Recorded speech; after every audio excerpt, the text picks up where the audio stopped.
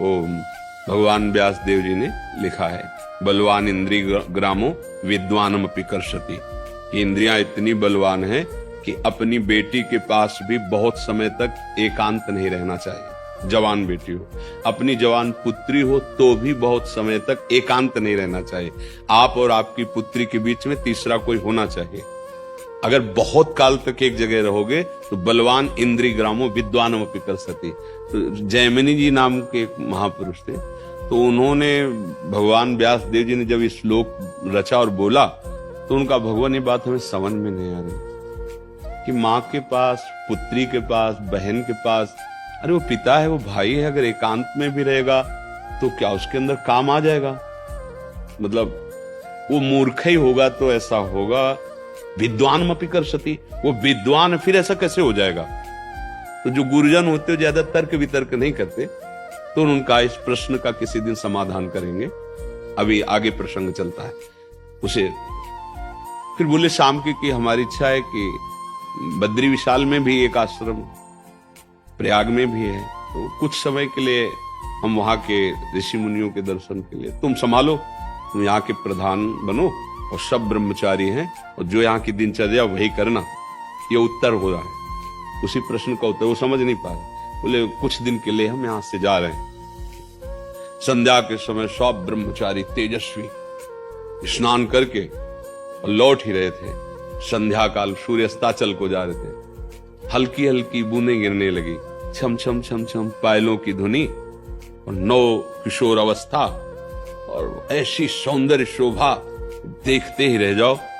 ऐसे भाग के, रक्षा करो मेरी, रक्षा करो। आगे जैमिनी मुनि ही थे, रक्षा करो।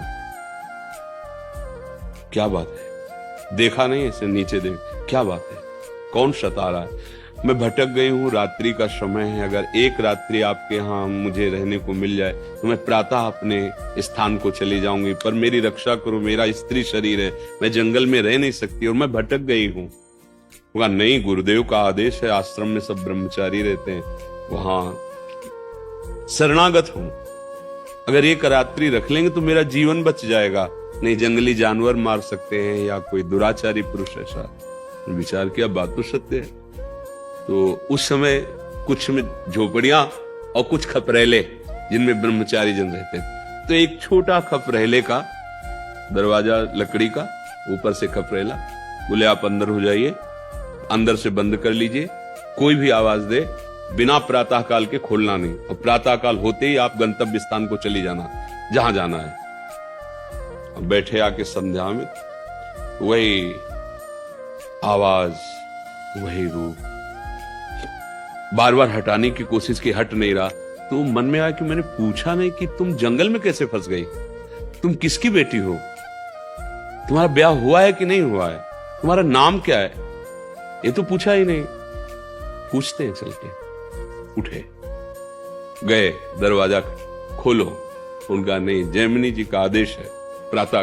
तो मैं जैमिनी, बोले नहीं आदेश है, नहीं खुलेगा। तो ऊपर के खपरे हटा के, बांस की फंटियां होती हैं उनको हटा के देखा, दिव्य रूप। निषेध है, चरण को देखते हुए वार्ता करो, दृष्टि नहीं। जो चाहे आपन कल्याणा, सुजस सुमति शुभ गति शुभ नाना, सो परनार लीलार गुसाई, तजो चौथ के चंद्र की ना। जैसे चौथ का चंद्रमा नहीं दर्शन, ऐसे लिखा है, काम भाव से किसी भी माता बहन के मुख को देखना या उसके अंगों को देखना निषेध है। उन्होंने देखा, कहा हम एक बात पूछना चाहते थे, आपका ब्याह हुआ है कि नहीं? तो और मुस्कुराते कहा, नहीं अभी कैसे हो सकता है, हमारी तो अभी नौ किशोर अवस्था है, हमारा भी ब्याह नहीं हुआ। बोले आप तो नैष्ठिक ब्रह्मचारी, आजीवन ब्रह्मचर्य का व्रत लिए। बोले यदि आप स्वीकृति दे तो ब्याह कर सकते हैं आपसे।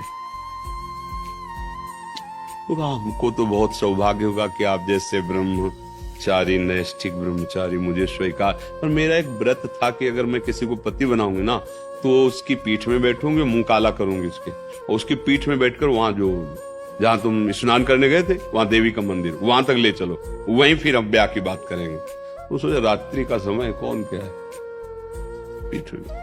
जो वहां पहुंचे तो उतर के 2 चपात लगाए और अपने स्वरूप में आ गए व्यासदेव जी। बोले क्या तुम विद्वान नहीं हो?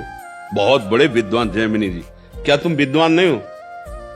क्या तुम्हारे लिए समस्त माताएं बहनें पूज्या भाव से नहीं है? कहां पहुंच गए?